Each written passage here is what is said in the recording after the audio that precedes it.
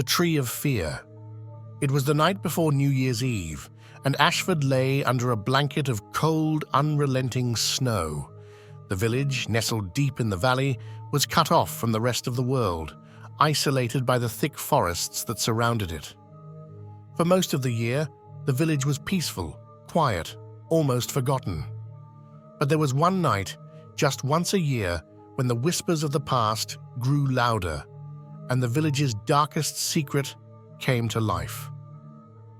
That night was New Year's Eve, a night when the boundary between the living and the dead thinned, when the old curses and ancient evils stirred beneath the surface. The villagers of Ashford had one rule: do not go near the tree after dark on New Year's Eve. It was a rule passed down through generations, a rule that everyone respected, even feared. No one could remember the exact origin of the tree, but its presence in the village was undeniable. It stood in the center of the village square, twisted and gnarled, its roots digging deep into the earth as if it had always been there, watching over the town. On New Year's Eve, the villagers would gather in the square for the annual celebration.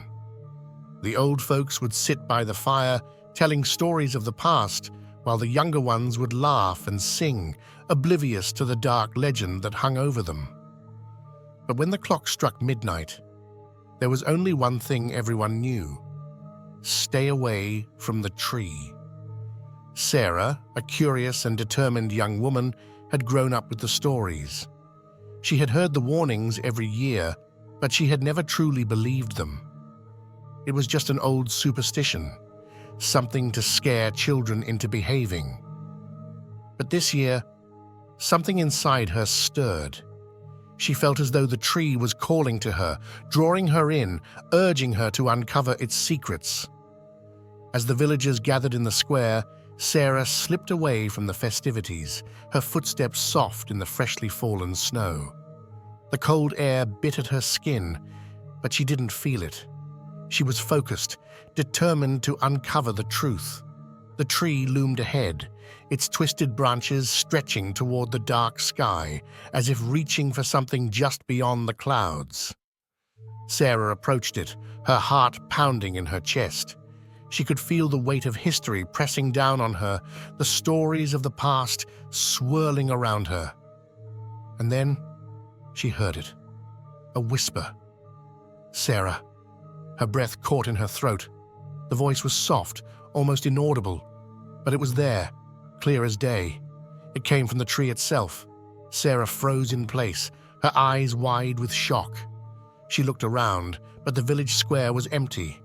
The festive music had stopped, and the air was thick with an unnatural silence. It was as though time had stopped, as though the world itself was holding its breath. Sarah, come closer. The voice was clearer now, more insistent. It was coming from the tree, but it didn't sound like a human voice. It was deeper, darker, and it seemed to come from all around her, wrapping itself around her like a fog. Sarah's heart raced. She should turn back. She should run back to the warmth of the village, where the laughter and music still echoed through the streets. But something inside her wouldn't let her. Something inside her pushed her forward, urged her to listen, to understand. The wind picked up, howling through the branches of the tree. The snow swirled around her, and the temperature seemed to drop with every passing second. She took a tentative step forward, then another, until she was standing directly beneath the tree. Its massive roots stretched out beneath her feet, and as she looked down, she could see that the earth around it was disturbed, as if something had recently moved beneath the surface. The whispering grew louder, more frantic. Sarah, come closer. Her feet moved on their own, as if she were no longer in control. Her hand reached out, trembling, toward the gnarled trunk of the tree. The moment her fingers brushed against the bark, the air seemed to explode with energy. The ground beneath her feet trembled, and the tree's roots shifted, writhing like a living thing. And then, everything went dark. When Sarah awoke, She was no longer standing beneath the tree. She was lying on the ground, her body cold and stiff, her breath shallow. She tried to move, but her limbs wouldn't respond. Panic set in as she realized she was trapped by something she couldn't see, something she didn't understand. The tree was still there, towering above her, its twisted branches now glowing with an eerie, otherworldly light. The whispers had stopped, but a deep, guttural voice echoed in her mind. "You should not have come." Her heart pounded as the ground around her began to shift. The tree's roots stretched upward, wrapping themselves around her body, pulling her into the earth. The more she struggled, the tighter the roots became until she could no longer move. And then through the darkness, she saw it. A face, pale, twisted, and ancient, emerged from the bark of the tree. Its eyes were dark pits, its mouth twisted into a grotesque grin. The face leaned in close, its breath cold against her skin. "You are ours now," the voice whispered. And in that moment, Sarah knew she had become part of the tree. She had become part of its curse. The village continued to celebrate the new year, oblivious to the terror that had unfolded beneath the tree. But as the clock struck midnight, the whispers began again. The tree's roots shifted, and Sarah's face appeared in the bark, her eyes wide with terror, her mouth frozen in a silent scream. The curse had claimed her, but the tree was hungry. It was waiting for the next soul to wander too close, the next victim to fall under its spell. And as the villagers danced and laughed, they never saw the dark shadow that crept closer to the square, waiting for the next unwitting soul. Don't miss the next horror tale. If you enjoyed this terrifying story, be sure to subscribe to the channel for more spine-chilling tales. Like, share, and don't forget to hit the bell icon so you never miss an update. The horrors of Ashford are... The Mirror of Shadows. It was an old, creaky house that most of the town had forgotten about. Located on the outskirts of town, it stood like a forgotten monument to a time when the town wasn't as quiet as it was now. The house had always been empty until this year. Megan, a young woman in her 20s, had heard the rumors about the house. It was said that no one dared to enter it after dark, and the few brave souls who did always came back different. Some said the house was haunted, others claimed it was cursed, but Megan, ever the skeptic, thought it was nothing more than the exaggerations of a town that had nothing better to do. It was New Year's Eve, and the village was preparing for the annual midnight countdown. The streets were lined with Christmas lights, and the villagers were caught up in the excitement of the festivities. Megan, however, couldn't shake the feeling that something was off. She had always hated the idea of resolutions and celebrations, but tonight, something pulled her toward that old house. She had to see it for herself. The house stood in the distance, its silhouette framed by the harsh glow of the moon. Its windows were dark, like lifeless eyes staring into the night. Megan felt a chill run down her spine as she stood at the edge of the overgrown yard. She could feel an eerie weight in the air, as though the house itself was aware of her presence. Her feet moved on their own against her better judgment. She crossed the threshold of the yard, stepping carefully over the cracks in the stone path.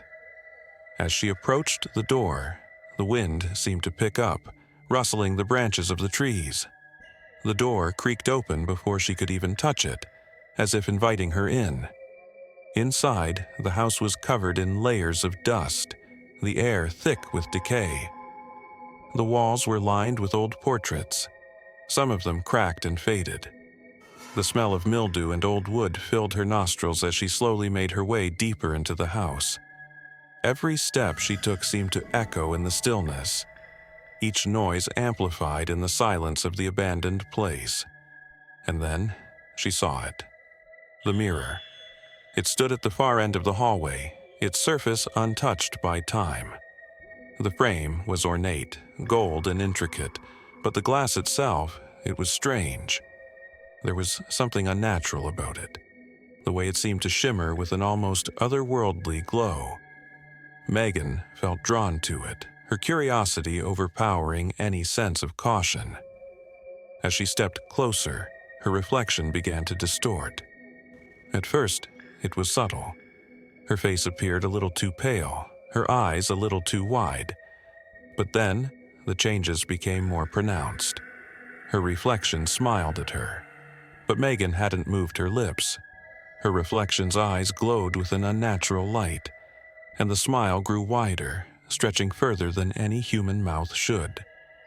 Megan stepped back, her heart racing. The reflection didn't move with her. Instead, it stayed, smiling, staring at her. Her pulse quickened as she realized the reflection was not just a mirror image, it was something else, something alive. She turned to run, but before she could take a step, the door slammed shut, trapping her inside. The room felt colder, darker. The air was thick with a presence that wasn't there before. She could hear whispers, soft at first but growing louder. They echoed from the mirror, filled with words she couldn't understand, like a language lost to time. "Come closer." The voice was a low whisper, barely audible, but it seemed to come from everywhere at once. Megan spun around, but there was nothing there, only the mirror. Her reflection had changed. It no longer smiled, it was crying. Tears ran down its face, and it reached out toward her, its hand pressing against the glass. Megan's heart skipped a beat as she realized the reflection was trying to reach through the mirror. "Help me," it whispered, the voice now desperate. "Help me before it's too late." The temperature dropped suddenly and Megan could see her breath in the air. She backed away from the mirror, but it followed her movements. The reflection, still crying, was no longer just a reflection. It was starting to break free. The glass cracked. A small hairline fracture appeared, then another, spreading out like spider webs. Megan's mind raced. She needed to get out of there, but the door wouldn't budge. The whispers grew louder, more frantic. "Help me." The reflection's hand was now pressing hard against the mirror, its fingers curling as if it were trying to tear through the glass. Megan could hear a faint scratching sound, like nails on glass, and then a hand, cold and clammy, shot through the mirror, grabbing her wrist. She screamed, but no one could hear her. The house swallowed her cries, and for a moment, everything went silent. Megan woke up in her bed, drenched in sweat. Her heart was racing, her body shaking. She looked around her room, disoriented. It had all been a dream. It had to be. But then she noticed something on her wrist. A cold, clammy touch that wasn't from her nightmare. A small mark, like fingerprints, was imprinted on her skin. Megan sat up, gasping for air. Her eyes darted around the room. The whispers were gone, but the feeling of being watched remained. She glanced toward the window, and for just a moment, she thought she saw something. A figure, standing in the yard, staring up at her window. The whispers, beneath the ice. It was the first snowfall of the season, the one that always brought an eerie calm over the town. The air was thick with a quiet that bordered on unnatural, as though the world itself was holding its breath. The town of Eldenbrook had always been a place of mystery, but on this particular New Year's Eve, something far darker stirred beneath the surface of the frozen lake. Lena had lived her whole life in Eldenbrook, and she had heard the stories. The ones about the lake. The ones that the older generation whispered about but never discussed openly. They talked about the ice, how it was thicker than it should be, how the water beneath it was never still. They told her to stay away from the lake, especially on the eve of the New Year, when it was said the spirits beneath the ice would awaken. But like most young people, Lena never took the warnings seriously. She had always been curious, and tonight, as the clock ticked closer to midnight, she felt a strange pull toward the lake. There was something in the air, a feeling she couldn't shake. She had to see it for herself. Lena walked through the town, the streets quiet and still, the only sound the crunch of her boots in the snow. The distant lights of the town square flickered in the distance. a reminder that the rest of the villagers were celebrating, oblivious to the danger that lurked just beyond the tree line. Her breath formed clouds in the cold air, and her heart beat faster with every step she took toward the lake. As she approached the water's edge, the wind picked up, making the trees around her creak and groan. The lake lay still, a glassy sheet of ice that stretched out into the darkness. It looked peaceful, almost inviting, but Lena felt a chill down her spine. She stood there for a moment, staring at the ice, her feet rooted to the ground, and then she heard it. A soft whisper, barely audible at first, like a breeze passing through the trees, but it wasn't the wind. It came from beneath the ice. "Lena, come closer." Her heart skipped a beat. She looked around, but the lake was empty. There was no one there, no one to be seen. The town behind her was distant, and the only sound was the soft lapping of the wind against the frozen surface of the lake. "Lena, come closer." The voice was clearer now, more distinct. It wasn't just a whisper, it was a call, a beckoning. Her body moved of its own accord, as though some unseen force was drawing her closer to the ice. The snow around her seemed to fall in slow motion, the world dimming with each step she took. She knelt at the edge of the lake, her breath coming in short, shallow bursts. The ice was so clear, so smooth. But as she looked closer, she saw something. A shape, a shadow, moving beneath the surface of the water. It wasn't just a trick of the light, it was real. The shadow was large, far too large for anything that could live in the lake. It moved slowly, deliberately, as though it was aware of her presence. As Lena stared at it, the shadow began to take shape. A face, pale and twisted, emerged from the depths. It had dark, hollow eyes that stared up at her, and a mouth that stretched into an unnatural grin. "Lena!" The voice was louder now, more insistent. It was coming from beneath the ice, from the creature that was reaching out to her. Lena tried to pull back, but her feet wouldn't move. Her body was frozen in place, unable to look away from the face that now seemed to be pressing against the ice, trying to break through. "Lena, help me!" The creature's voice was full of desperation, full of fear. It was begging her, but there was no pity in it, no sympathy. It was a trap, an invitation to the depths of the lake.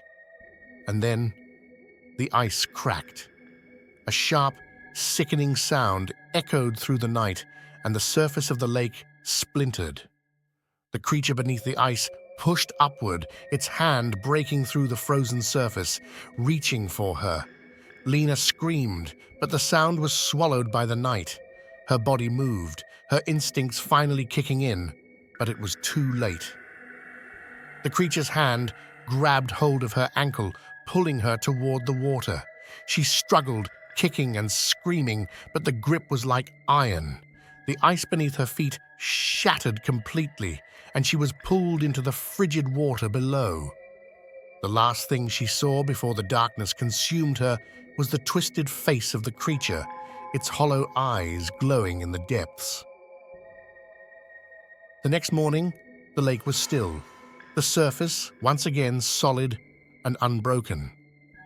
The townspeople gathered in the square, celebrating the new year, unaware of the horror that had unfolded in the quiet of the night. But Lena was gone. The whispers beneath the ice had claimed her, just as they had claimed so many before her. And as the years went by, the legend of the lake only grew. Every New Year's Eve, the townspeople would remember the story of the girl who disappeared, the girl who had heard the whispers and answered their call. And every year, the ice would grow thicker and the whispers would grow louder. Don't miss the next chilling tale. If you enjoyed this spine-chilling story, subscribe to the channel for more terrifying tales. Like, share, and hit the bell icon so you never miss a new story. The horrors of Eldenbrook are far from over. Who knows what's waiting in the next tale?